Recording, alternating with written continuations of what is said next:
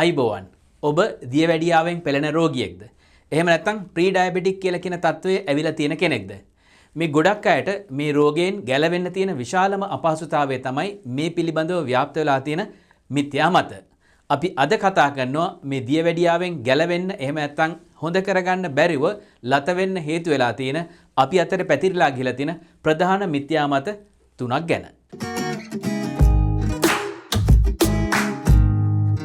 මේ වගේ රෝගයක් ගැන දැනගන්නකොට යම් ආහාරයක තියෙන පෝෂණ සංඝටක ගැන දැනගත්තා කියලාවත් යම්කිසි මෙතඩ් එකක් ෆලෝ කරා කියලාවත් හරියන්නේ නැහැ. ඒකට හේතුව තමයි මේ වගේ රෝග ගැන සමාජගත කරලා තියෙන එහෙම නැත්නම් සමාජගත වෙලා තියෙන නොයෙකුත් ආකාරයේ මිත්‍යා විශ්වාස නිසා අපිට මේවෙන් ගැලවෙන්න නැත්නම් මේවෙන් ඉවත් වෙන්න අපහසුතාවයක් ඉබේම ඇති කරලා තියෙනවා. ඔබත් තවමත් ඔබගේ වට්ටෝරුවේ බෙහෙත් ප්‍රමාණය අඩු වැඩි කරමින් පවතින කෙනෙක්ද? නැත්නම් බෙහෙත් කොච්චර වැඩි කරත් මේ රෝගේ පාලනය කරගන්න බැරි අවස්ථාවකට පත් වෙලා ඉන්න කෙනෙක්ද? එහෙමනම් මේ වීඩියෝ එකකින් ඉදිරිපත් වෙන කරුණු ඔබට ඉතාමත්ම ප්‍රයෝජනවත් වෙනවා. ඒ නිසාම ෆුඩ් බොඩි මයින්ඩ් channel එකට ඔබ තවමත් ආගන්තුකයෙක් නම් පල්ලෙහා තියෙන subscribe button එක ඔබලා අපේ මේ ගමනත් එක්ක එකතු වෙන්න කියලා අපි ඔබට ආරාධනා කරනවා. ඒ වගේම මම මේ ඉදිරියට කතා කරන මත ඒවා ඇත්තටම මිත්‍යා මතයක්ද? එහෙම නැත්නම් ඒවා දැනටමත් ඔබ හොඳින් අවබෝධ කරගෙන ඒකට විරුද්ධව ක්‍රියාත්මක වෙනවද කියලා කියන එක කමෙන්ට් එකකින් අනිත් අයගේ දැන ගැනීම පිණිස අප වෙතට යොමු කරන්න කියලාත් අපි ඔබට ආරාධනා කරනවා. මේ රෝගය ගැන කතා කරනකොට මේ හා ඊ타මත්ම තදින් සම්බන්ධ වෙලා තියෙන තවත් කාරණයක් මට මතක් වුණා. ඒක තමයි මේ දියවැඩියාව කියලා කියන රෝගී තත්ත්වය ඊ타මත්ම ප්‍රබලව ඇස් වලට තද බලපෑමක් ඇති කරනවා. ඉතින් මේ ඇස් ගැන දැනගන්න එහෙම නැත්නම් මේ ගැන ඉගෙන ගන්න යම්කිසි කැමැත්තක් දක්වන කෙනෙක් ඔබ අතර ඉන්නවා නම් ඒ සඳහා වෙනමම කරුණු රැගෙන යන වෙන channel එකක් තියෙනවා. ඒක අපි කලින් හැඳින්නුවේ IN Vision කියලා. නමුත් දැන් Aclo Vision Center කියලා කියන නාමය යටතේ ඒ කරුණු ඒ channel එක හරහා ඔබට දැනගන්න පුළුවන්. ඉතින් ඒ ගැන කැමැත්තක් දක්වන කෙනෙක් ඉන්නවා නම් පල්ලෙහා ඒ channel එකට අදාළ link එක අපි ඇතුළත් කරලා තියෙනවා. ඒ හරහා ගිහිලා මේ channel එකට පිවිසලා ඒ කරුණු නරඹලා ඒ දැනුම ඔබට ලබා ගන්න දැන් අවස්ථාව තියෙනවා. මේ රෝගය ගැන කතා කරනකොට තියෙන ප්‍රධානම පළවෙනි මිත්‍යා මතය තමයි මේක සුව කරගන්න නැත්නම් කන්ට්‍රෝල් කරගන්න පුළුවන් වෙලා තියෙන්නේ බෙහෙත් වලින් නැත්නම් බටහිරින් අපිට ලබා දීලා තියෙන ඖෂධ මගින් පමණයි කියන එක. මොකද අනෙකුත් ආකාරයේ තියෙන ක්‍රමවලට මිනිසුන් අතර යම්කිසි ආකාරයක බයක් ඇති කරලා මිනිසුන් ඒ වෙතට යොමු වෙන එක අඩු කරලා තියෙනවද කියලා කියන එක ගැන මම දන්නේ නැහැ.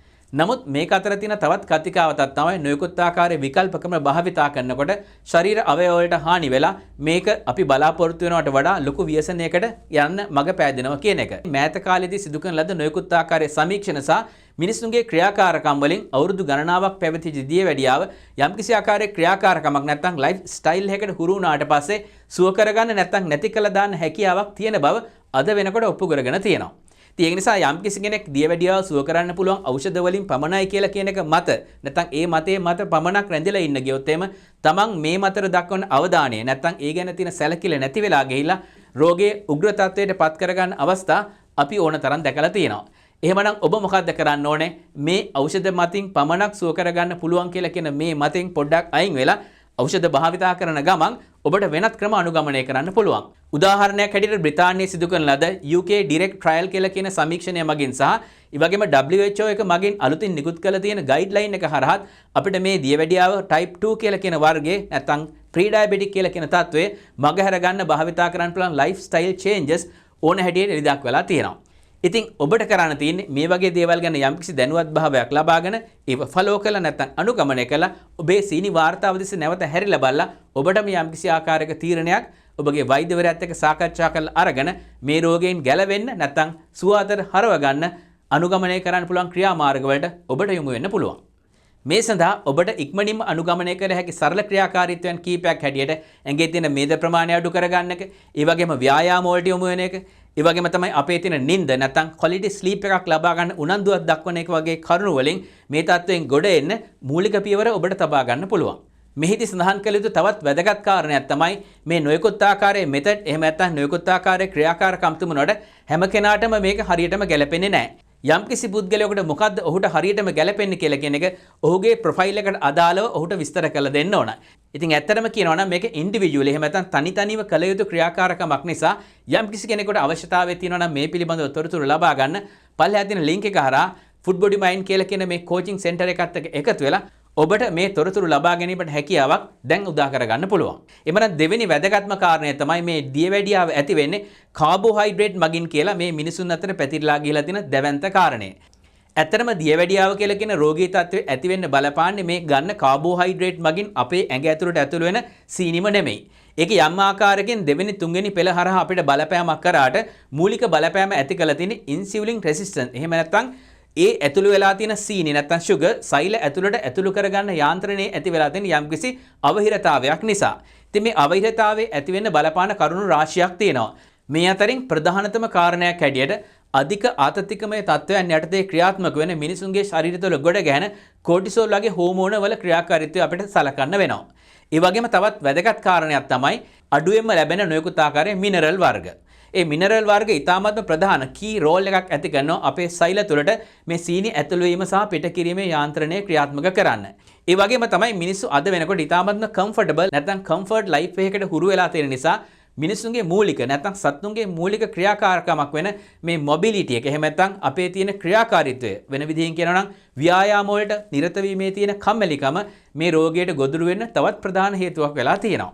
ඉතින් යම්කිසි කෙනෙකුට ඩිරෙක්ට්ලි නැත්නම් කෙලින්ම කියන්න බෑ සීනි කන නිසා ඔයාට දියවැඩියාව හැදෙනවා කියලා. මේ ගැන හොඳ වීඩියෝ ක්ලිප් එකක් ඉදිරිපත් කළ තුන එක්තරා ආකාරයක කාය වර්ධක ශිල්පියෙක් මම මේව ඇත්තටම නම් වශයෙන් ප්‍රචාරය කිරීම නැත්නම් සඳහන් කිරීම ඉතාමත්ම සීමා කරලා තියෙනවා. නමුත් ඩොන් මතිෂ් කියලා කියන කාය වර්ධක ශිල්පියා ඔහු ඉදිරිපත් කළ තුනේ කෙටි වීඩියෝ ක්ලිප් එකේ ඉතා පැහැදිලිව ඉදිරිපත් කළා තිබුණා මාංශ වර්ධනය නැත්නම් මාංශ පේශීන් පවත්වා ගැනීම සඳහා අපිට කාබෝහයිඩ්‍රේට් ඉතාමත් වැදගත් වෙනවා.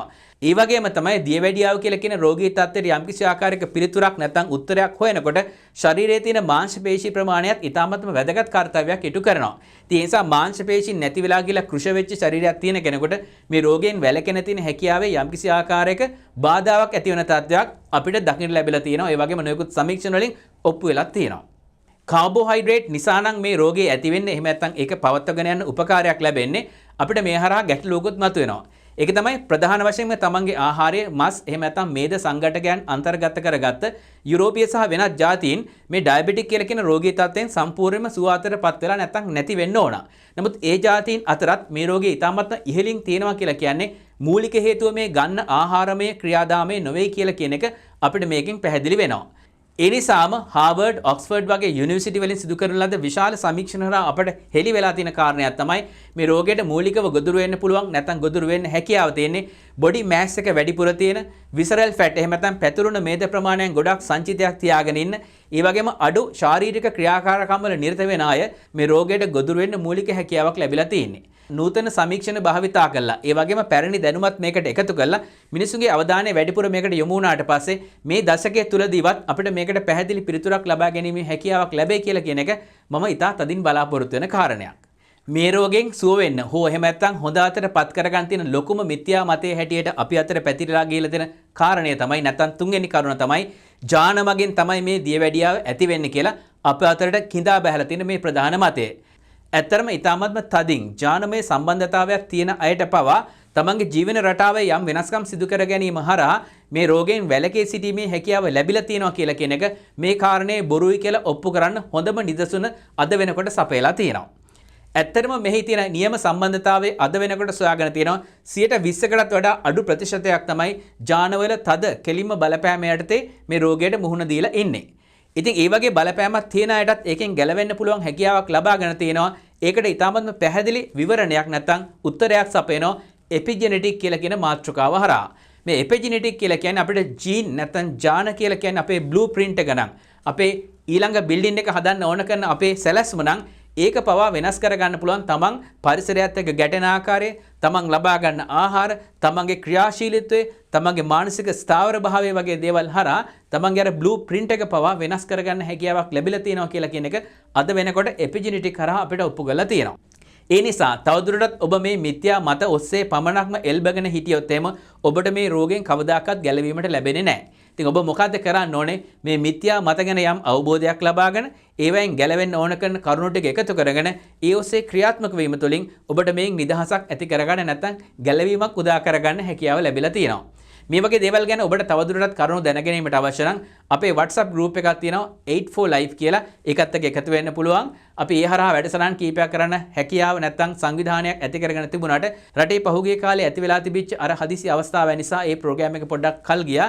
නමුත් අපි මේ වැඩසටහන ඉදිරියට පවත්වන්න කටයුතු සකස් කරගමින් තියෙනවා. ඒ වගේම තවත් වැදගත්ම කාරණයක් තමයි මේ වගේ රෝගී තත්වයකින් ඉවත් වෙන්න තමන් උත්සාහ දරලා ලබා ගන්න ප්‍රතිඵලයයි උත්සාහ නොදරා ලබා ගන්න ප්‍රතිඵලය අතර ඉතා විශාල පරතරයක් තියෙන බවත් අමතක කරන්න එපා. එහෙමනම් මේ වීඩියෝ එකෙන් ඔබ හමුවට රැගෙන ආපු කරුණු භාවිතා කරලා වෙනත් ගොඩක් අවස්ථාවන් වලට මූලික අඩිතාලම සපයන මේ ඩයබටික් කියලා කියන තත්වයෙන් වළකින්න නැත්නම් ඒක පාලනය කරගන්න හොඳ අඩිතාලමක් නැත්නම් ආරම්භයක් ඇති කරගන්න මේ කරුණු භාවිතා කරන්න කියලා ඔබෙන් ඉල්ලමින් තවත් මේ වගේම අලුත් කරුණු වලින් සමන්විත වෙච්ච නව වීඩියෝ එකක් රැගෙන ඔබ හමුවට පැමිණීමේ බලාපොරොත්තුෙන් ඔබෙන් සමුගන්නවා. ස්තුතියි.